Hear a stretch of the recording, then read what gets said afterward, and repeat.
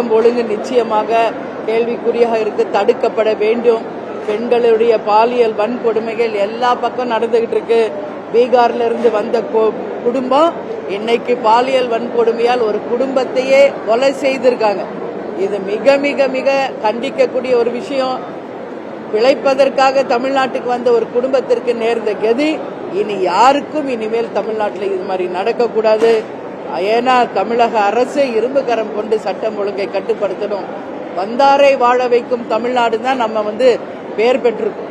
இது தவறு. அதே மாதிரி மதுரையில ஒரு அரசு அதிகாரி தவறை சுட்டி காட்டதுனால பெட்ரோல் ஊத்தி எரிக்கப்பட்டிருக்காரு.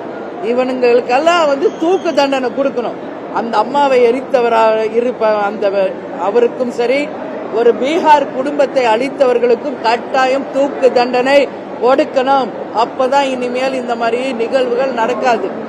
அதே மாதிரி நேற்று பார்த்தா ஒரு உணவகத்தில் வேலை பார்க்கிற பெண்ணுக்கு பாலியல் வன்கொடுமை. திருநெல்வேலியில பார்த்தா ஸ்கூல் பிள்ளைங்க ஒருத்தர் கத்தியில எடுத்து வெட்டிக்கிறாங்க.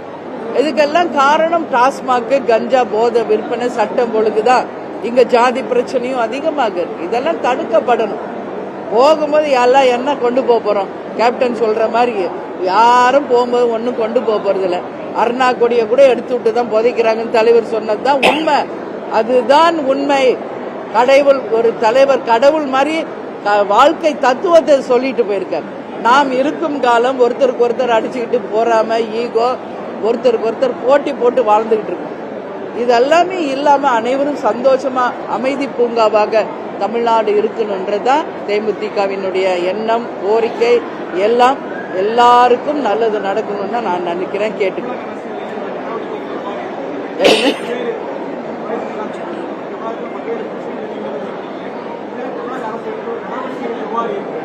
ஒவ்வொரு முறையும் நடக்கின்ற எல்லா விஷயத்துக்கும் நம்ம அறிக்கைகள் கொடுக்கிறோம். அரசு கவனத்திற்கு நாம் கொண்டு சென்று கொண்டிருக்கிறோம். நிச்சயமாக இந்த விஷயங்கள் நல்லபடியாக தடுக்கப்படணும். சட்டம் ஒழுங்கு தடுக்கப்படணும்.